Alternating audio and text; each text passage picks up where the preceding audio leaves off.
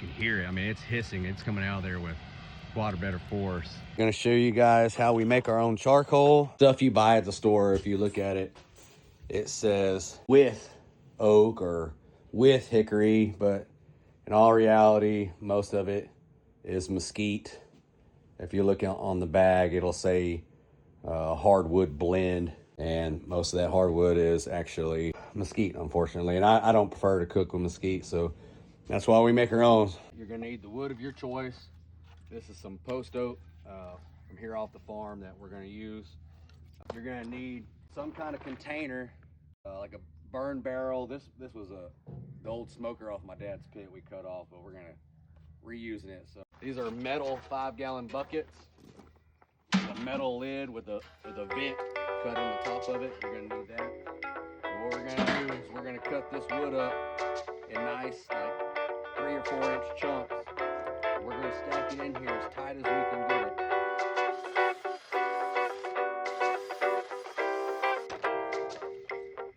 Size is about like that. Softball size, maybe. We apologize for the delay.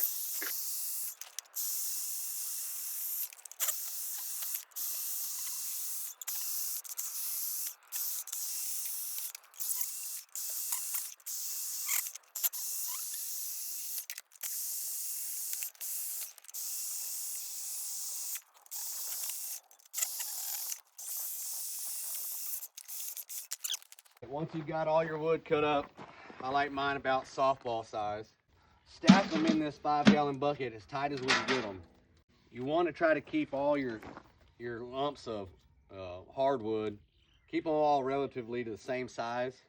So whenever you're doing this process, you don't have some charcoal that's super brittle and some that might not be completely cured all the way through. So just stack them in there as tight as you can get it.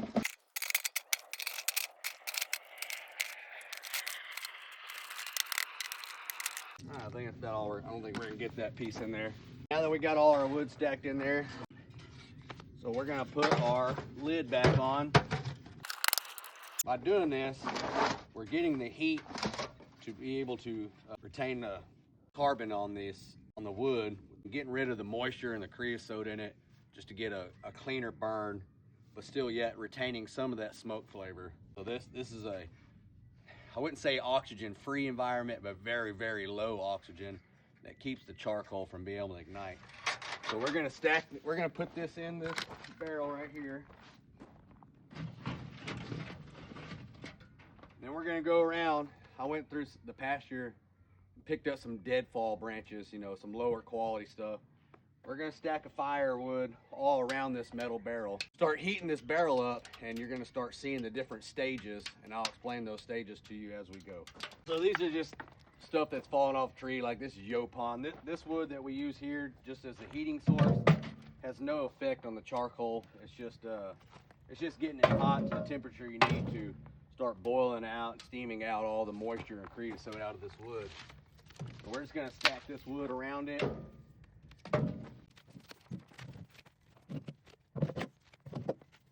Probably good for now. We'll let this get lit. I'll show you the stages. The first stage we're gonna go through is the smoke stage. You're gonna see, you can already kind of see a little bit of smoke. I don't know if you can see that on camera. A little bit of smoke coming out of this vent tube. It's gonna get real smoky here pretty soon. All right, this is the smoke stage. I probably wouldn't do this if I lived in a subdivision, because this thing will put off so much smoke.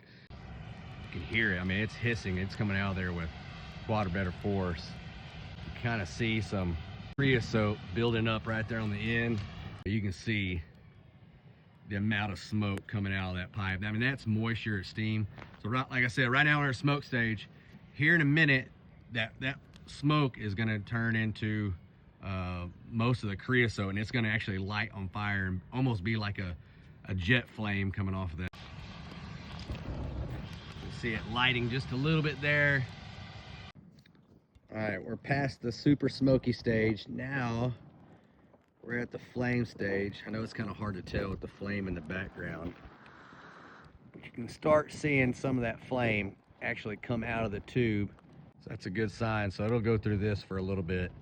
And then once it doesn't flame anymore, your charcoal's done. So it's been about 2.5 hours, and I usually go by weight at this point. I kind of pick it up and kind of see how much it weighs. I kind of like this weight. I think it's good. It's quite a bit lighter than what it was. You don't want to do it too long because then your charcoal is just super brittle. It won't hold together. It's a trial and error thing. The more you do it, you'll find the consistency and how you like your charcoal, and you can fine tune it. But you want to make sure this comes completely cool. I mean, overnight is better to let it cool off.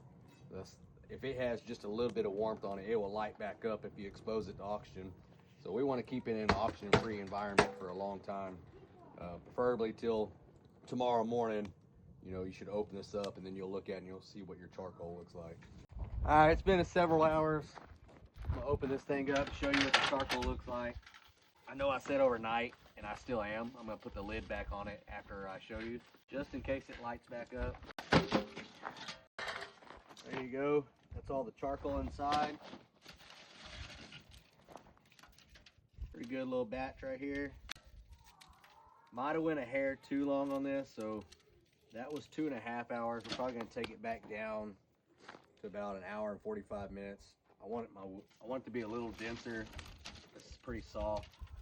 I mean, it's still gonna work, but I like a little denser charcoal. So we'll do it again and we'll get it right.